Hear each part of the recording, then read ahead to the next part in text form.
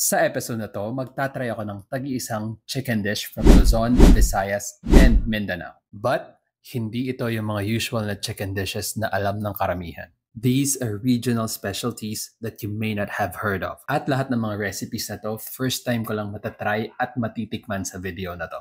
Kaya stay tuned and let's go! Ang ating unang dish ay pinikpikan na manok, isang traditional dish mula sa Cordillera region na ang pangalan ay galing sa salitang pikpik dahil traditionally, hinahampas ang manok bago lutuin. But for this version, of course, we will do a simpler method while keeping the rich flavors intact. Ang first step sa recipe na to is to lightly grill the whole chicken over an open flame to introduce a smoky flavor. Pero dahil medyo restricted sa space at hindi ko mag-grill yung chicken sa uling, gumamit na lang ako ng kitchen torch.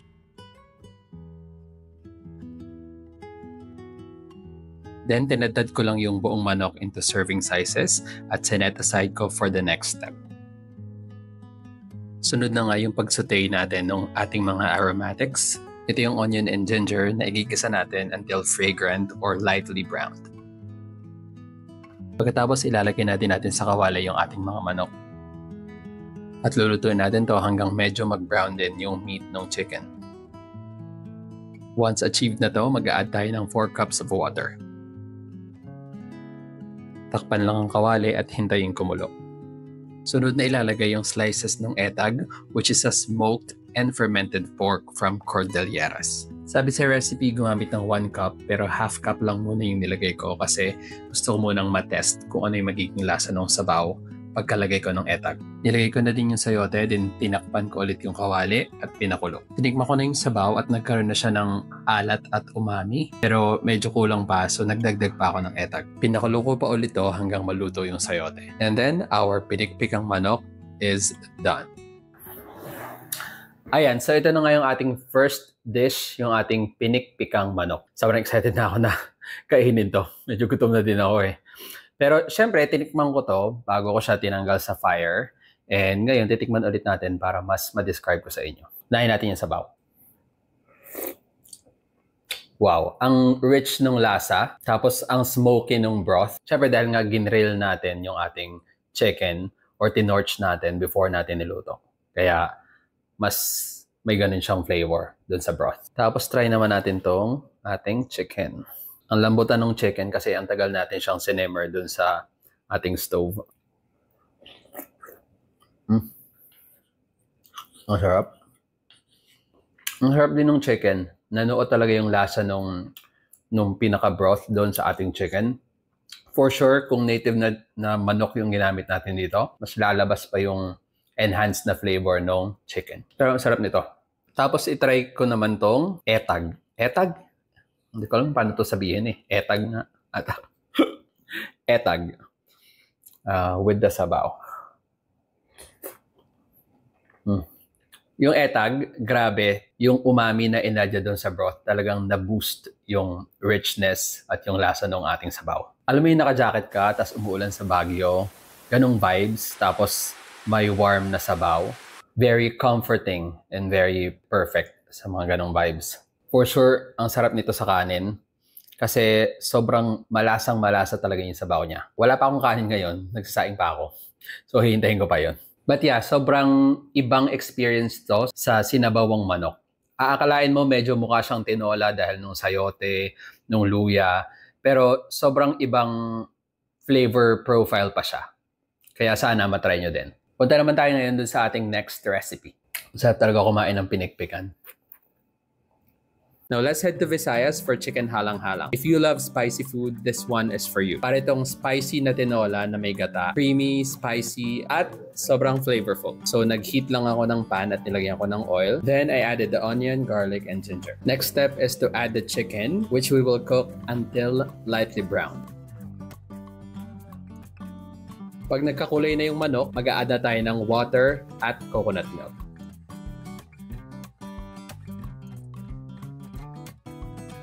Lalagay na din natin yung mga sili. 3 lang yung nilagay ko. Pero sabi sa recipe, pwede maglagay ng 3 to 5. Sabay na din dito yung tanglad na galing sa kapitbahay. Lutuin lang to for 20 to 25 minutes hanggang mag-thicken yung sauce.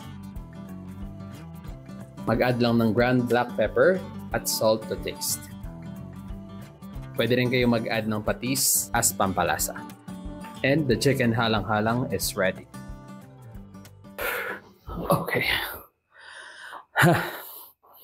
Ito, nakakapagod magluto. So, ito na yung ating chicken halang-halang. So, titikman ko na to.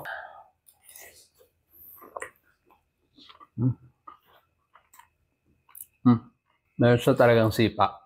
Tama lang talaga yung nilagay ko na 3 sili. So, gusto nyo itong itry at gusto nyo mas maanghang, magdagdag na lang kayo ng sili. Pero sa akin, tama lang yung 3. Baka too much pa. Hindi kasi ako masyadong matapang sa anghang. Ito naman, I think manageable naman siya for me. And then yung lasa mismo yung flavor ng chicken at saka ng sabaw. Ang sarap. Yung creaminess ng gata. Tapos yung aroma at saka yung flavor na galing doon sa tanglad. O syempre doon sa mga yung anghang humahabol na sa lalamunan ko. Ayun na nga, yung mga galing sa aromatics. Familiar yung flavor niya eh. Tapos siyang fusion ng tinola at Bicol Express. Kung na-imagine nyo, ganun siya. Kamayin ko na itong isang hita. Ang harap. Medyo may heat lang talaga siya. Pero panama na yung lasa. Kaya nga pala siya halang-halang. Kasi ibig sabihin nun sa Bisaya ay anghang-anghang. Tama, di ba? Yeah. So halang means anghang or maanghang. So galing yan sa Bisaya consultant ko. So yeah, perfect na perfect tong dish na to para pang-ulam talaga. Yun talaga siya. Pang-ulam talaga siya sa kanin. Although pinapapa ko siya ngayon, which is perfect din naman. Well anyway, tutuloy ko na yung pagkain ko. And then, jump na tayo sa next recipe. Finally, let's go to Mindanao for chicken pianggang. This tausog dish is known for its blackened coconut sauce. The first step is to toast the coconut. Usually, iniihaw to direkta sa apoy. Pero dahil hindi ko siya kayang gawin, nagpakayod lang ako ng nyog sa palengke. At sa oven ko to ito-toast. Nagamit lang sana ako ng gata na nakapak. Pero dahil madami yung nabili kong nyog, ito na lang yung piniga ko. Matalsik talaga siya. Habang hinihintay ko yung blackened coconut, nag-prepare na din ako ng aromatics, chopped turmeric na kumulay sa kamay ko hanggang kinabukasan, sliced onion, chopped garlic, and lemongrass. After about 30 minutes at max temp sa oven, nag-blacken na yung grated coconut. Pinalamig ko lang to and then dinurog ko lang ng kamay ko. Katulad ng dalawang naunang dishes, mag-uumpisa pa rin tayo sa pag-saute ng aromatics, yung sibuyas, bawang, luya, at tanglad. Then, i-add na yung ating chicken at lulutuin until slightly golden brown. Nung medyo naluto na yung manok, in-add ko na yung gata at yung chopped na luyang dilaw. Actually, sabi dun sa recipe, mauuna pala ilagay yung blackened coconut bago yung gata. So, sinunod ko na lang siya dito.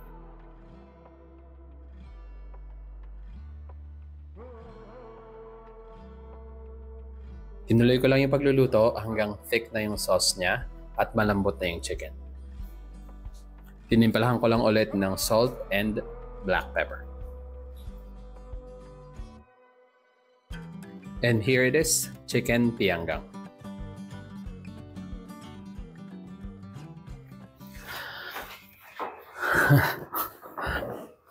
Yeah. So, ito na yung ating chicken pianggang. Not gonna lie, medyo bago yung itsura niya sa akin for a chicken dish. Look-wise, mukha siyang curry kasi nga dahil nung luyang dilaw na nilagay natin yung turmeric. So mukha siyang curry na may mga black na kahalo sa kanya. So titikiman ko na tong ating chicken. Very forward yung lasa ng coconut, yung nung gata. Pero, meron na siyang halong flavor nung burnt na coconut. Kasi parang may pagka-latik na aroma or lasa doon sa sabaw. Tsaka doon sa chicken. Meron siyang light earthy na lasa. Medyo may pagka-herbal dahil nga nung turmeric. So, very interesting tong dish na to. First time ko tong lutuin at first time ko din tong i-try kainin. Kasi ngayon ko lang talaga siya na-try kainin. I'm not sure if I cooked it correctly. Sana. Medyo malapit siya sa katotohanan. Pero masaya ako dun sa naging result niya. As in. Kasi kakaiba siya. Like, siya yung dun sa tatlong dish na niluto ko. I think siya yung pinaka-unique, pinaka-kakaiba. Tapos bukod dun sa flavor, may added pa na texture yung sinunog na nyog. So all in all, this is a very solid, very good dish. Sana matry nyo din sa bahay and then let me know kung nagtagumpay ba kayo. Siguro mas better pa yung result ng inyo kaysa sa akin. And kung meron pa kayong ibang suggestions na mga kakaibang recipes or mga recipes na hindi masyadong mainstream lalo dito sa Pilipinas, sabihin nyo lang sa akin sa comment below and I'll try it.